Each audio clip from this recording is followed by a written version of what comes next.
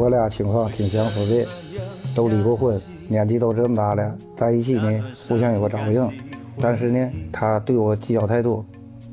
我对他和他的家人都掏心掏肺的，可他跟他儿子从来都不拿我当一家人，我感觉挺心寒的。我们才在一起1年多，他就什么都想要，从来都不理解我，还总说我的不是。我跟他在一块儿，连名分也没有，什么对我都有所保留，他就没想跟我好好处。掌声有请这对有请。李先生51岁，来自河北个体；何女士48岁，来自河北售货员。来，有请两位，有请。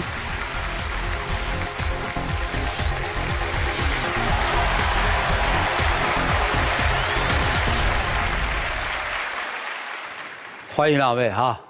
今天谁要来的？我要来的，要来干嘛？我俩在一起相处1年多了，提出来了要和我分手啊，所以来这儿来调解。你不想分哈？不想分。咋认识的呀？通过朋友介绍认识的。哦，朋友介绍认识的。然后呢？然后呢，这是我追的他。追了多久啊？追了2、3个月吧。啊，就好了是吧？这不突然间提出要和我分手吗？哦，行，为啥要分手啊？因为他一开始跟我承诺的挺好的啊，但是后来吧，就是说认识1年多了，以前说的不算数。行，咱们说他以前给您承诺过些什么吧，又没做的。就是在我们认识有半年多的时候吧，啊，那时候我就看他花钱挺大的，我就说他，我说你呀，整天的出去喝酒打牌，我说你老这样也不行啊，你本身咱们老了怎么办呢？我说多存点钱。完了那时候他是答应说让我帮他管着钱，后来了我说不行，你就把卡放在这儿，但是等着用的时候再给你，他就不愿意。哦，答应让人管钱，又不让人管了，是这意思不？为啥？我是一个做包工的，上边有老板，哦，有事我得应酬，哦，下有工人我也得应酬。哦，咋了？不是您说这干嘛呀？这不是他总说我不给他钱吗？人家不是说不给人钱，人家是说您曾经答应说家里的钱让人管，您才不让人管。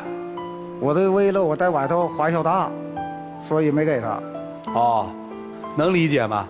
能理解，我也跟他说了，我说你省着点用，你就是说应酬也没必要天天出去吃喝吧。你再说你整天出去打牌，你就是应酬也是1个月出去几次就行了，也不用天天的呀。行，听明白了。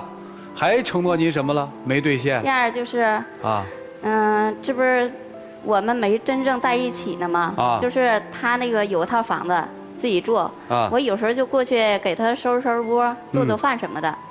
后来了，他说不行，你就搬过来住吧。他说这样2头跑也挺累的。我说搬过来也行，但是没名没分的。我说不行，咱们就结婚呗。我说结婚也不需要大操大办的。我说结了婚，你在房产证上填上我名字，他也不愿意。我那个房子是给我儿子留的。但是呢，我让他过去一块住的目的呢，都是俩人大伙过日子，有啥事呢互相有个照应。但是呢，我儿子呢也不同意我再婚。我俩呢必然是相处刚1年多。我的意思就是呢，再相处2年。那不同意你可以别搞啊，你可以听你儿子的呀。那必然我跟你刚相处1年多。你跟我相处1年多，那你当初你怎么承诺的呀？我这不说吗？再相处2年，写上你的名字也可以。你相处2年，我都这么大年龄了，我还总跟你啥呀？也拖不起的意思是吧？对呀。行，这是第2个矛盾焦点。我要跟你结婚，你不同意娶我。反正通过这些事儿，我就感觉他对我也不是真心的，就想找一个帮他做饭、洗衣服什么的。他还承诺过您什么？或者你们还有什么矛盾和冲突吗？剩下就是关于孩子吧，因为我们2个不都有孩子吗？你像我儿子吧，也是这么大年龄了，就是在家待着也没啥事儿呢，没正经的工作。您儿子多大呀？28了。28岁了啊。我说的不行，就是他不是做装修的吗？我说不行，你就带他吧。他也不愿意。这为啥呀？但我那工作啊，又苦又累，还有技术含量。我包工程的时候啊，都有这个工期的限制。一到抢工期的时候呢，没黑没白的这么干。人家孩子愿意吃苦挣钱，跟着您。现在我感觉啊，现在的孩子们他受不了这个苦，所以呢，那你也没让他试，你就知道他受不了这苦。我连我的家人跟亲戚我都不带。哦，所以你也不带他的孩子是吧？哦，行。你亲戚跟我儿子不一样，因为你毕竟想跟我过日子。那我怕有事到哪儿都不好说。你怕你有事儿，你既然想跟我结婚，你就应该把我儿子当自己的孩子那么看，对吧？我不嫌你管得严。啊，这个当妈的倒是豁达啊。这个还有什么事儿，他答应您就又没办，或者你让您心里过意不去、不舒服的，就不想跟他再交往下去了呢？就是我儿子这不也没有对象了吗？哦。他儿子毕竟在那个厂子上班，认识人也多。我说不行，你就帮他介绍个对象，这样他结婚了，我不也省心了吗？啊。完了，跟他说了几次吧，倒是帮着介绍了，就是我不喜欢那种化浓妆的，就感觉就是说一个吧，只要是说不用长得太好看，只要是能持家过日子就行，稳稳当当的。啊，这也不影响你们俩的感情，说这事儿干嘛？我知道，就是说我跟他说了几次了，他也不怎么管。哦，就对您儿子的婚事他不上心，是吧？因为如果说你想跟我结婚的话，毕竟说我必须得把我儿子安置好了，我才能走，对吧？对，当妈的想得深远。您怎么回事啊？他跟我说这事了，我跟我儿子说了，我儿子在他们单位通过他们同事给他说了一个呢，他看不上人家，没办法，我在我的工地食堂有一个做饭的姑娘，我感觉挺好，这我跟他说给他找一个婆家，他说行，这我都给他儿子介绍了，这回他又看不上。哦，就您介绍的或者你们家介绍的，他都看不上，这不怪您，对不对？对啊，挺委屈的。不是看不上，你就是说你给找吧，应该给找一差不多的，你看看我儿子，再看看他，是吧？对比一下。上次都是因为化浓妆，你知道我不喜欢这个，你还给介绍这样的。现在年轻人他不都花吗？对，您这个不上心。有不化的呀。对，还有什么事儿又让你伤心了呢？哎呀，这个恋爱谈的哈，还有吗？就是，你像他不是干装修的吗？啊。就是我姐买个房子，我姐买房子就想我处这对象不是搞装修的吗？就是说让他帮着装一下，就是想省点钱，再装的好点儿。啊。我说行，跟他说了几次，他都不是心甘情愿的答应。妈，我给你装了，你给装了，装了，因为我姐吧觉得找家人装的挺放心的吧，也不怎么去，就是干了将近1个月了吧，过去看看，到那儿一看呢，买的材料什么的，干的活啊都不行，完了，一生气不用他装了。啊，咋回事？当时啊。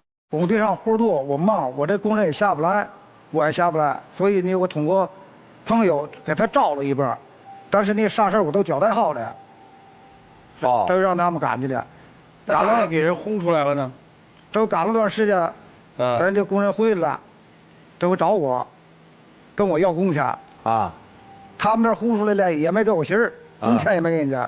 那还咋给工钱呢？你说干那活儿都给返工了，都给拆了，自己又重新装了。拆了工出来你得给我个信儿了。那你找别人装，你咋不说呢？他不是让你给装吗？你不是亲口答应的吗？我找别人我也交代好了呀，我没说我没事去，我工地上。你交代好了还能干出那样活来？哎呀，这个恋爱谈的怎么就是没有花前月下呢？这个像我们这年龄了，因为我找一个就是想找一个务实。对，理解务实，就是想找一个这个工钱轰出来了，也没给我信儿，工钱也没开啊，工人找我去了，没法了，我得给你开工钱打人情，啊，到现在呢，他姐1分钱也没给我，搭了钱搭了人情还没落好，对吧？啊，他生活里对您大方吗？对您好吗？对我呀，反正花个100、200的吧，还行，大的钱我也没用他花过呀。哦。主要就是啥呀？就感觉通过这几件事吧，感觉他们吧对我们俩也不是说想成为一家人那样。哦，是吧？我没那意思。啊？但是你感觉。那你没这意思，那你办得出来这些事儿，可都是这个意思。这我的事儿有没有谁体谅我呀？我看你一直看着我有房，我能挣点钱，对吧？你都图些。那我可不是就我没房，我可不是就找一个有房的呗？因为我也不是20多岁小姑娘是吧？我已经都50岁了，我肯定是找一个。也没说房本不信的面，等再出处，那不跟人说了吗？再说当初给咱们介绍的时候不就说吗？说你有房。因为咱们接触的时间不还是比较短吗？我感觉。唉，行，明白了。另外，总感觉是，我有房，年收入不低是吧？就是，但呢，有一次我报工程，工程报完了，但是跟老板算账，没法了，工人的工资都得我开啊，这事谁能了解我呀？是，我挣钱也不易。是啊，所以双方的这个心理差异和差距就出来了。您是想找一棵在老年生活当中可以依靠的大树，对吧？是不是这意思啊？您是希望找一个在未来的这个老年生活当中能够互相搀扶着、体谅您的这么一个伴侣，对吧？人家要找大树，那您是大树吗？不是，那您还对吧？事儿不就是这么个事儿嘛？我相信我们这年轻人已经看明白了，观众肯定看得也挺通透的。大家对于到了这个岁数，我们未来的生活应该怎么去过，到底是一种什么样的日子？这个日子通过什么得来？让他们给你们讲讲。这个情感当中，你们都有学习和提升的地方，好不好？我们一起进入丘比特问卷。李先生和女士哈，二位好。像您二位的这个年纪啊，通常来讲，在进入到一段感情，都会遇到3方面的问题。第一个问题就是经济的问题，第二个问题就是孩子的问题，第3个问题就是信任的问题。其实你们二位这3个问题全部都遇到了，对吧？您二位，我说的直白一点哈，大哥看上大姐长得好看，对吗？大姐看上大哥有一定的经济能力，对吗？哎，现在我们来说说大哥，您主要就是不信任嘛，我才跟你处了1年，万一你这怎么着了，我回头怎么跟我儿子交代，对不对？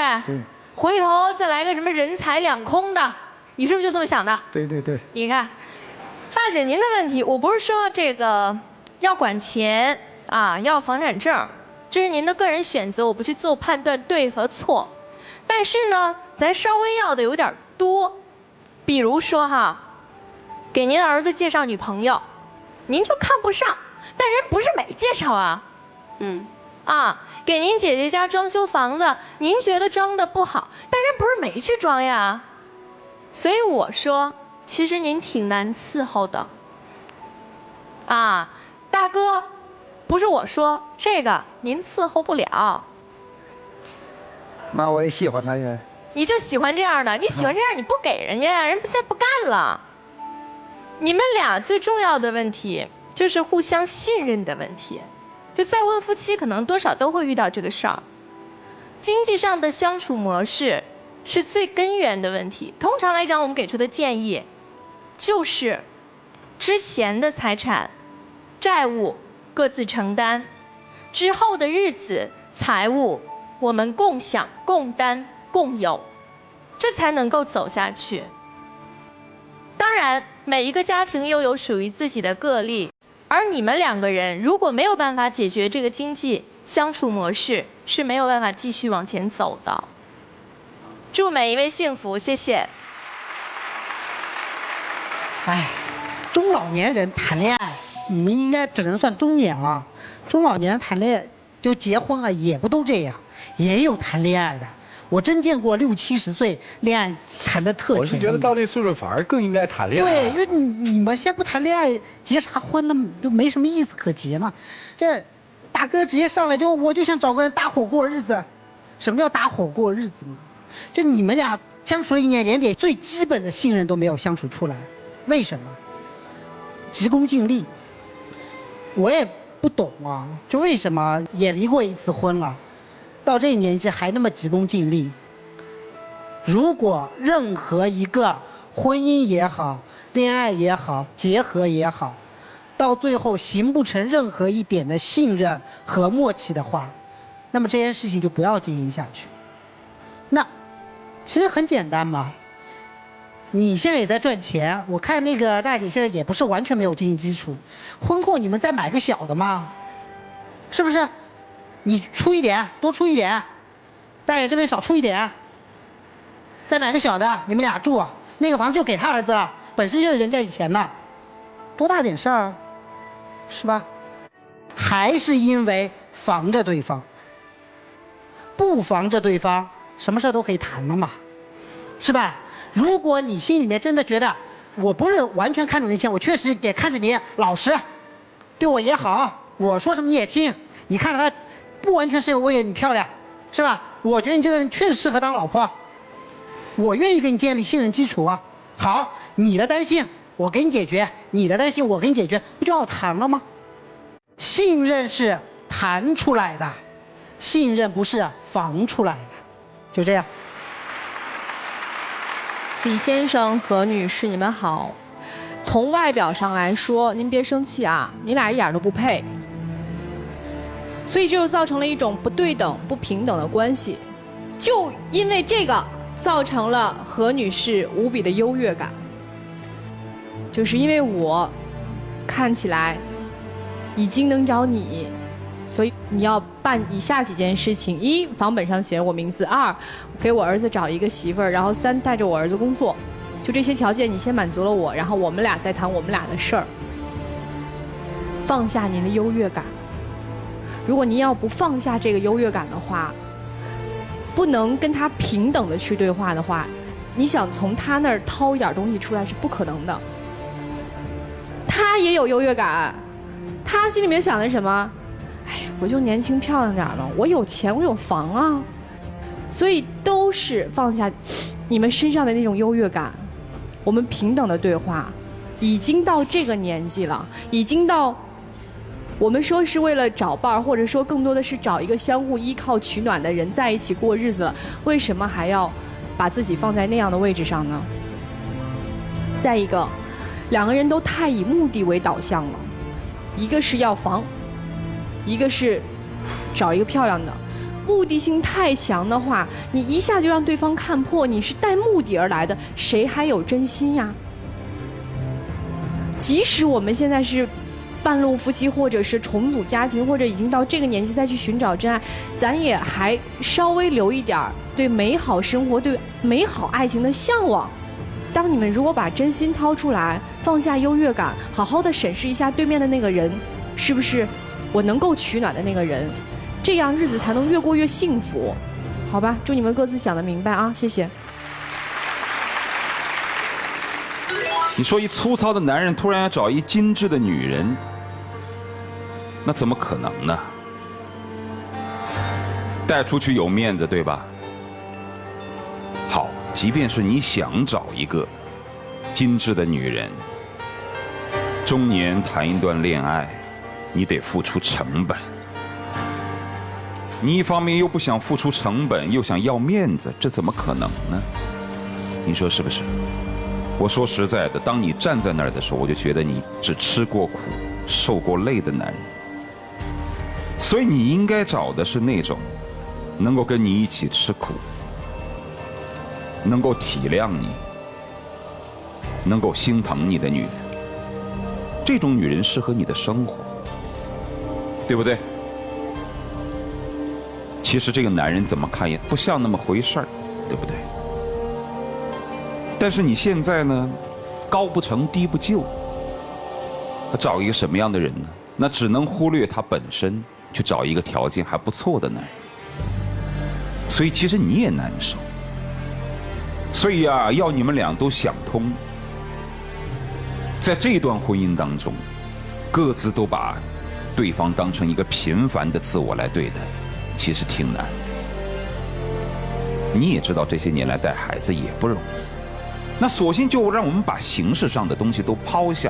如果真的要在一起好好过日子，对方愿意给你什么，心甘情愿的愿意娶你，或者把生活当中的东西都给你，那是别人自愿的，而不应该自己提要求。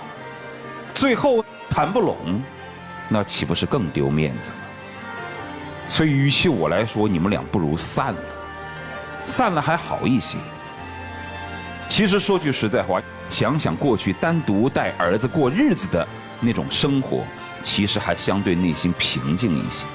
好歹我内心我是有骨气的，我一个人带着孩子，我把孩子也已经带大了，我算是有成就感的。那为什么要在自己生活当中硬塞进一个其实不那么适合的人？也许在最开始你们彼此之间是同病相怜的，但是明显每个人对于婚姻的标准是不一样的。你结过了一次婚之后，你还不知道要找一个什么样的男人，所以形式上的东西都扔了吧，不如闭着眼睛想一想，对方的那颗心是不是能够陪伴自己，共同的度过下半辈子的沧桑，共同享受幸福。彼此之间还是负点责任，好吗？就这样。情感上的事儿我就不再说了，我从另外一个角度跟您说几句吧。这一个人呐，特别是一个男人啊，只有自己经历过风雨，才能成长。您要是天天都护在身边，他永远长不大。您不可能一辈子给一个男人安排他所有的生活，娶妻、生子、房子，那应该是他自己干的事儿。您现在所有的困扰，这根本不在这儿。说白了，不就那儿子吗？介绍对象也好，找工作也好，唯一的一件事儿，你看房子其实也考虑儿子了，写我的名字吧，那我儿子肯定就有一半嘛，哪里是问自己要的嘛？那姐姐那个事儿，你办砸办在哪儿啊？孤儿寡母，好不容易有个人出来给撑把腰，长个面子，结果这面子没长，还折那儿了。这是唯一他为自己办的一件事儿，其他跟你要的都是为儿子。所以这事儿特简单。第一，回家让儿子独立起来；第二，你要真看上他身上某一些地方了，除了我说的钱乱七八糟那些地方，你们坦诚的再交流交流。您啊，现在就是应了那个词儿，叫扮猪吃老虎，别得了便宜又卖乖了，自己好好的想想吧，真诚面对彼此吧，一起进入真情60秒。我希望在这个平台挽回你的心，以后呢，咱俩在一起好好过日子，有啥事儿咱俩商量着办。以前这事儿我都跟你商量过，但是你从来都没听过我的。也许是在外人眼里啊，或者在你眼里，认为我是看重你的钱，或者是看重你的房子。但是相处1年多了，我想你应该知道我是什么样的人。我对你儿子跟你什么样，你自己心里也清楚。我就是想找一个安全感的，以后能有个家的生活。但是我感觉对你也不错呀。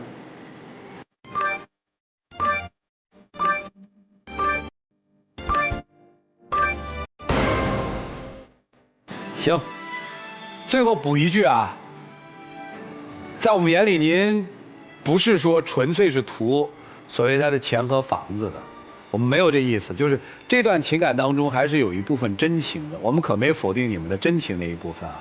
好了，现在请我们的嘉宾一起打开爱的记忆箱，请开箱。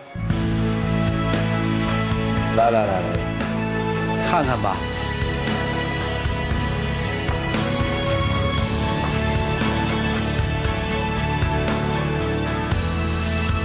您那记忆里面是什么呀？给的什么呀？那是我俩认识这么长时间，他送给我买的最贵的东西。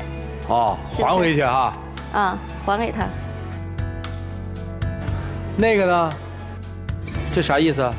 是啊，我知道他喜欢首饰，以前呢总是让我给他买镯子，始终呢也没买。今天呢，为了挽回他的心，表达我一点心意，我都特意给他买了一只镯子。哎呦，他要不提这，你还不买呢是吧？行，谢谢两位，请回吧。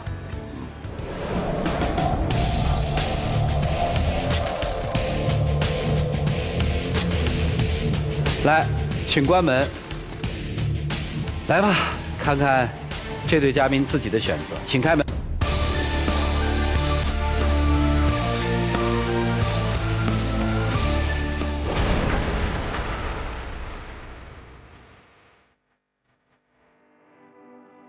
来。